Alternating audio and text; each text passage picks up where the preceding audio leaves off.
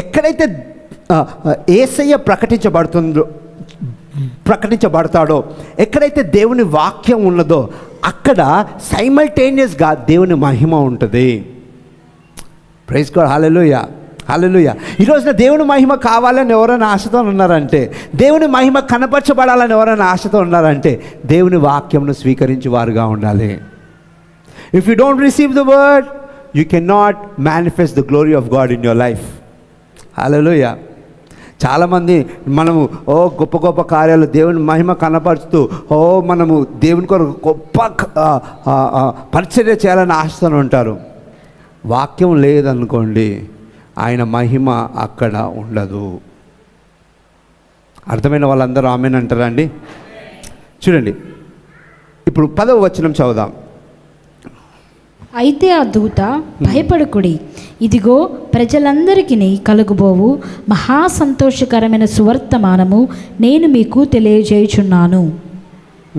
దావీదు పట్టణమందు నేడు రక్షకుడు మీ కొరకు పుట్టి ఉన్నాడు. చూడండి, రక్షకుడిని గురించిన మాట ఎక్కడైతే తెలపబడిందో అక్కడ ఆ ప్రాంతమంతా కూడా ఆయన మహిమతో నింపబడింది. ప్రైజ్ గాడ్, హల్లెలూయా, హల్లెలూయా. ఈ బైబిల్లో ఎవరి గురించి బైబిల్ తెలుపుతూ ఉన్నదండి మనకు? అవునండి. మనం బైబిల్ ప్రతి పేజీ చూడండి, జాగ్రత్తగా మీరు గమనించినట్లయితే ఏదో రకంగా యేసయ్య కనబడతారు ప్రతి పేజీలో. ఫస్ట్ పేజ్ మొదలుకొని చివరి పేజ్ వరకు ఎక్కడన్నా మీరు చూడండి, యేసయ్య గురించి ఖచ్చితంగా ఉంటుంది. మనం జాగ్రత్తగా చూడగలగాలే కానీ. ప్రైజ్ గాడ్, హల్లెలూయా, హల్లెలూయా. చూడండి, ఇప్పుడు చాలా జాగ్రత్తగా గమనిద్దాం. ఇప్పుడు దూత, ప్రజలందరికీ కలగబోవు మహా సంతోషకరమైన సువర్తమానం నేను మీకు తెలియజేయుచున్నాను.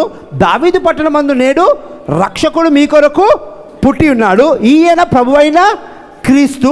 దానికి ఇదే మీ ఆనవాలు. అంటే చూడండి, ఒక క్రీస్తు అంటే రక్షకుడు. క్రీస్తు అంటే ఎవరు?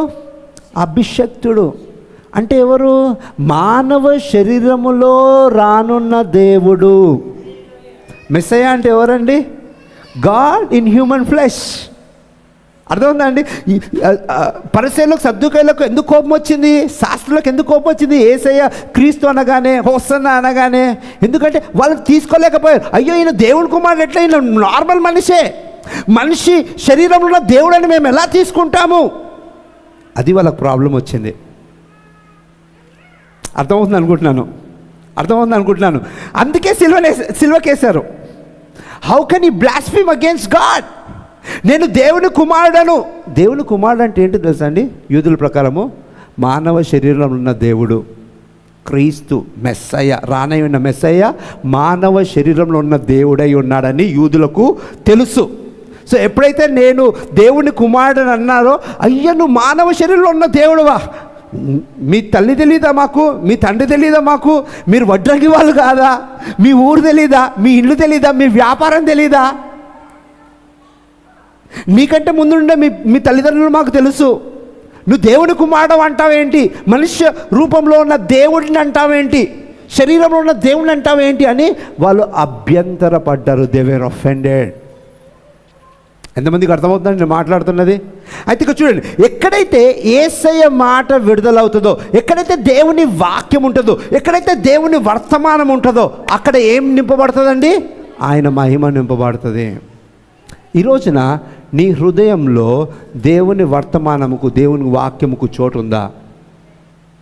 దేవుని వాక్యముకు మీ హృదయంలో చోటు ఉందంటే ఆయన మహిమ మీ జీవితంలో కనపరచనై ఉన్నది. Praise God. అందరూ ఆమేన్ అంటారా అండి? ఆమేన్ అంటారా అండి గట్టిగా? సో ఈ రోజున మనం తెలుసుకోవాల్సిన సత్యం ఏంటిదంటే, దేవుని బిడ్డలమైన మనము, ఆయన సొత్తైన మనము, ఆయన వాక్యమును మన జీవితంలో స్వీకరించు వారిగా ఉండాలి. చూడండి, ఆ వాక్యమే మనం బ్రతికిస్తుంది, ఆ వాక్యమే మనను ఫలభరితంగా మారుస్తుంది, ఆ వాక్యమే ఆయన మహిమను మన జీవితంలో కనపరుచుతుంది. Praise God. ఈరోజున ఆ విషయం మనం చూస్తూ ఉన్నాము. Glory to God, hallelujah. చూడండి, యోహాన్ ఇంతకుముందు మనం గమనించాం. Yohan we beheld the glory of God upon that man. ఆ వాక్యము శరీరధారి కృపాసత్య సంపూర్ణుడుగా మన మధ్య నివసించెను. తండ్రి యొక్క అద్వితీయ కుమారుని వల్లే ఆ మహిమను మేము కనుగొంటిమి. అంటే మేము కనుగొన్నాం, ఆయన మహిమను కనుగొన్నాం. ఆయన దేవుని కుమారుడు, వాక్యమైన దేవుడు, ఆయన వాక్యమై ఉన్నాడు. ఆయన దేవుడుగా వాక్యమైన దేవుడు శరీరం ధరించుకొని ఈ లోకానికి వచ్చాడు. అది ఆయన ధరించుకొని వచ్చినప్పుడు ఆ మహిమను మేము చూసి ఉన్నాము. Praise God. లూకాసు వార్తలో ఆయన ఏం చెప్పారు? ఎక్కడైతే యేసయ్య బోధింపసాగాడో, దేవుని వాక్యమును మాట్లాడసాగాడో, అక్కడ ఏం నింపబడిందంటండి? ఆయన మహిమ, ఆయన శక్తి నింపబడ్డది. ప్రైజ్ గాడ్, హల్లెలూయా. మూడోది మనం ఇక్కడ ఏం చూసాము? ఎక్కడైతే దేవదూత యేసయ్యను గూర్చిన మాట, యేసయ్యను గూర్చిన వర్తమానము తీసుకొని వచ్చి ఉన్నాడో ఏం జరిగిందంటే అక్కడ ఆయన మహిమ చేత నింపబడింది. వావ్! దేవుని మాట, God's word is always accompanied with the glory of God. అర్థమవుతుంది అనుకుంటున్నాను. దేవుని వాక్యము దేంతో అకంపెనీ అవుతుందండి? ఆయన మహిమతో. ప్రైజ్ ది లార్డ్, హల్లెలూయా. చివరిగా ఇంకొక ప్రాముఖ్యమైన ఉదాహరణ మనం చూద్దాం. ఎంతమంది సిద్ధంగా ఉన్నారు? ఇప్పటికన్నీ 2 చూసాము, అవునండి? లూకా 5, లూకా 2. ఇప్పుడు లెట్స్ గో టు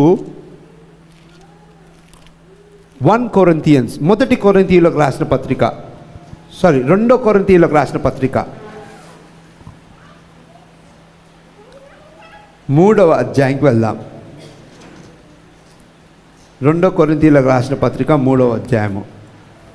మీరందరూ అక్కడ ఉంటే గట్టిగా హల్లెలూయా అని చెప్పండి. Praise God. 2 కొరింథీయులకు రాసిన పత్రిక 3వ అధ్యాయము. ఇక్కడ మనం చాలా ప్రాముఖ్యమైన విషయాన్ని మనం గమనిస్తాము.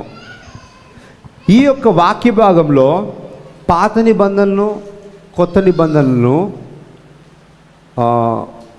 డిస్టింగ్విష్ చేస్తూ ఉంది ఈ వాక్యము. అంటే ఏంటి? వివరిస్తూ ఉంది పాత నిబంధనను, కొత్త నిబంధనను. ఓకేనండి? మనమందరము ఏ నిబంధనలో ఉన్నాము? చెప్పండి, ఏ నిబంధన? అంతే కదండి. ఎవరైనా పాత నిబంధనలో ఉన్నామా? యూదులు మాత్రము ఇంకను పాత నిబంధనలోనే ఉన్నారు, వాళ్ళు అక్కడే కొనసాగుతున్నారు. మనమైతే ఎంత ప్రివిలేజ్డ్ అంటే, అందుకే కడపరి వారు మొదటి వారు అగుదురు అంటే ఏంటి? మనం ఎప్పుడో లేటుగా దేవుని రాజ్యంలోకి వచ్చిన కొత్త నిబంధన అనుభవంలో రిక్రియేటెడ్ హ్యూమన్ స్పిరిట్ని కలిగి ఉన్నామనే సత్యమును మనం కలిగి నడుచుకుంటున్న వాళ్ళము. అది గొప్ప blessing. Praise God, hallelujah, hallelujah. యూదులకు 2వ రాకడలో వచ్చేది మనకు యేసుని అంగీకరించినప్పుడే మనం స్వీకరించున్నాం. Praise the Lord, hallelujah. Alright, 7వ వచనం చదువుదాం. మరణ కారణమగు పరిచర్య రాళ్ల మీద చెక్కబడిన అక్షరములకు సంబంధించినదైనను మహిమతో కూడినదాయను. అందుకే మోషే ముఖము మీద ప్రకాశించుచుండిన ఆ మహిమ తగ్గిపోవునదైనను ఇశ్రాయేలీయులు అతని ముఖము తేరి చూడలేకపోయిరి. ఇట్లుండగా ఆత్మ సంబంధమైన పరిచర్య ఎంత మహిమ గలదయుండును. చాలండి. ఇప్పుడు చాలా జాగ్రత్తగా గమనించండి. మోషే ఇశ్రాయేల్ ప్రజలు ఎప్పుడైతే ఐగుప్తును విడిచి వాగ్దాన దేశానికి బయలుదేరారో, మొదటిగా వాళ్ళకున్న హిండ్రెన్స్ ఏముందండి? ఎర్ర సముద్రము. తర్వాత దేవుడు అద్భుత రీతిగా ఎర్ర సముద్రం చీల్చాడు, వీళ్ళు దాటారు. తర్వాత యేసయ్య దేవుడు ఎర్ర సముద్రంను మళ్ళీ నార్మల్గా మార్చివేశాడు. అవునండి? ఇప్పుడు మనం చాలా జాగ్రత్తగా గమనిద్దాం. ఇప్పుడు మోషే ఇశ్రాయేల్ ప్రజలను తీసుకెళ్ళిన తర్వాత, ఎర్ర సముద్రం దాటిన తర్వాత సీనాయి పర్వతం దగ్గర వాళ్ళు ఆగారు. ఎక్కడ ఆగారండి? సీనాయి పర్వతం దగ్గర ఏం జరిగిందంటే, దేవుడు మోషేను కొండ మీదకి రమ్మన్నాడు. ఎక్కడ రమ్మన్నాడు? మోషే, నీతో మాట్లాడాలి, I need to have an encounter with you. మన ఇద్దరము ముఖాముఖి మాట్లాడుకునే ఉన్నాయి, నువ్వు పైకి వచ్చాయి. మోషే వెళ్ళాడు. 1 రోజు అయిపోయింది, 2 రోజులు అయిపోయింది, 3 రోజులు అయిపోయింది. ఆ కొండంతా దగదగదగ మెరుస్తూ ఉన్నది, పెద్ద పెద్ద శబ్దాలు వినబడుతున్నాయి. ఆ కొండ కింద ఇశ్రాయేల్ ప్రజలందరూ గడగడగల వణుకుతూ ఉన్నారు. ఏం జరుగుతుంది? మోషే అయితే పోయిండు, ఆయన ఉండా పోయిండా? మోషే అయితే కొండెక్కాడు, కానీ నిజంగా అక్కడ ఉన్నాడా లేకపోతే పోయాడా వాళ్ళకి తెలియదు. సరే, ఇంకా వాళ్ళు చాలా రోజులు అయిపోతుంది, 40 రోజులు కొండ మీద ఉన్నాడు. ఎవరు?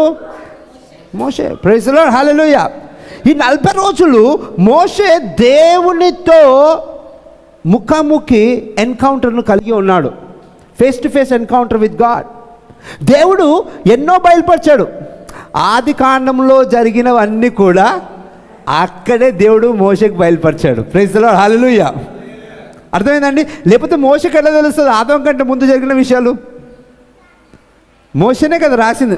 మొదటి 5 అంటే ద్వితీయోపదేశ కాండంలో లాస్ట్లో కొద్దిగా యెహోషువ ముగిస్తాడులేండి, లాస్ట్ 1-2 చాప్టర్స్ ఎంతనో. కానీ మొదటి 5 ఎవరు రాశారు? మోషే. అవన్నీ కూడా దేవుడు చెప్తా ఉన్నాడు. ఇవన్నీ చెప్తున్న కాలంలో ప్రాముఖ్యం ఏం జరిగిందంటే, దేవుడు ఆయన ప్రజల కొరకు, అంటే దేవుని గొప్పతనంలో తెలియపరచాలని, ఆయన విముక్తిని యేసు క్రీస్తు ద్వారా కనపరచాలని ఏమిచ్చాడు? 10 ఆజ్ఞలు, పలకలు. అవునండి, ఇచ్చాడండి. ఇప్పుడు ఈ 40 రోజులు ఆ పాత నిబంధనలలో ఉన్న 10 ఆజ్ఞలను తీసుకున్న మోషే కిందికి రాగానే ఇశ్రాయేల్ ప్రజలు ఎవ్వరూ ఆయన ముఖంను చూడలేకపోయారట. అర్థమైందండి? ఇంకా ఆయన ముఖం దగదగ మెరుస్తూ ఉంటే వాళ్ళందరూ, నీ ముఖం మేము చూడలేం బాబు, ఆ దేవుణ్ణి మేము వ్యక్తిగతంగా మేము మాట్లాడలేం బాబు, నువ్వే దేవునితో మాట్లాడు, నీ ముఖం మాత్రము ఒక వేలుతో కప్పుకో. అర్థమవుందండి? చూడండి, మోషే కొండ మీదకి వెళ్ళి ఏం పొందుకున్నాడు? దేవుని వాక్యంను పొందుకున్నాడు, ఆ 10 ఆజ్ఞలను పొందుకున్నాడు. అంటే మరణకరమైన ఆ 10 ఆజ్ఞలే, మరణ శాసనమైన ఆ 10 ఆజ్ఞలే అంత మహిమను తీసుకొస్తే, కొత్త నిబంధనలో దేవుని కృపతో నీతితో ఉన్న మనకు ఆయన వాక్యమును స్వీకరిస్తే ఇంకెంత మహిమ వస్తుందండి? అర్థమవుతుందండి? పౌలు, అపోస్తలుడైన పౌలు అక్కడ కొరింథీ సంఘానికి ఇదే వ్యక్తపరుస్తూ అన్నాడు.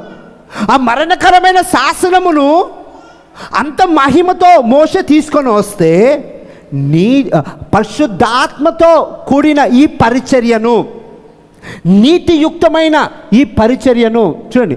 10 ఆజ్ఞలున్న పాత నిబంధనలు ఎవరైనా నీతిమంతులు ఉన్నారా?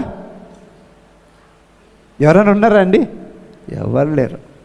అందుకొరకు యేసయ్య మనిషిగా జన్మించి ఆ పాత నిబంధన ఎవ్వరు ఫుల్ఫిల్ చేయలేరని ఆయన ఫుల్ఫిల్ చేసి తన జీవితం ద్వారా ఆ పాత నిబంధనను నిరర్ధకం చేసి తన రక్తముతో కొత్త నిబంధనను ఏర్పరిచాడు. ప్రైజ్ గాడ్, హల్లెలూయా.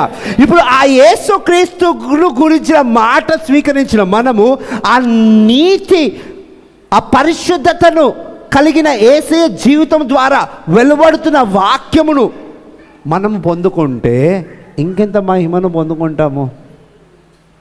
అర్థమైన వాళ్ళందరూ ఆమేనంటారండి? హల్లెలూయా. ఇప్పుడు చెప్పండి, దేవుని వాక్యము ఆయన మహిమను తీసుకొని వస్తుందా, తీసుకొని రాదండి? మూడు ఎగ్జాంపుల్స్ చూసాము, 3 ఎగ్జాంపుల్స్, 3. ఇంకా మనం జాగ్రత్తగా గమనిస్తే ఇంకా చాలా ఎగ్జాంపుల్స్ వస్తాయి, కానీ ప్రస్తుతానికి ఇది చాలండి. చూడండి, ఇది చాలా ప్రాముఖ్యమైనది. Next versus 7.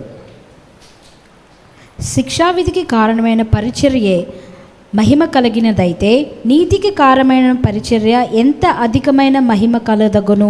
చాలండి. నీతి కలిగినదిగా ఉన్న పరిచర్య అంటే మనకు రైచస్నెస్ని దయచేసే ఈ పరిచర్య ఇంకెంత మహిమను తీసుకొని వస్తుంది. ప్రైజ్ గాడ్, హల్లెలూయా, హల్లెలూయా, హల్లెలూయా. అర్థమవుతుందా అండి?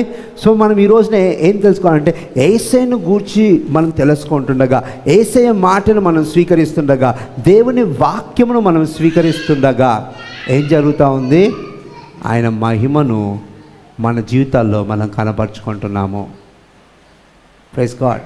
సో ఈ దేవుని వాక్యము దేంతో కరస్పాండ్ అవుతుంది? పరిశుద్ధాత్ముడి ద్వారా. ఎప్పుడైతే పరిశుద్ధాత్ముడి ద్వారా దేవుని వాక్యము మనం స్వీకరిస్తున్నామో అక్కడ ఆయన మహిమ కనపరచబడుతుంది. ఇది మీరు ఇంటికి వెళ్ళిన కిందంతా కూడా చదవండి. Verse 11, for if that which is done away was glorious, much more that which remaineth is glorious. తగ్గిపోవునదే మహిమ గలదై ఉండిన ఎడల. చూడండి, పాత నిబంధన తగ్గిపోయింది కదండి, గతించిపోయినది. తగ్గిపోయింది అంటే గతించిపోయినది. పాత నిబంధన గతించిందా లేదా? ఎంతమంది చెప్తారండి గతించిందని? అవునండి, యేసయ్య ఫుల్ఫిల్ చేశాడు. గతించింది ఇన్ ద సెన్స్ అది ఫుల్ఫిల్ అయిపోయింది.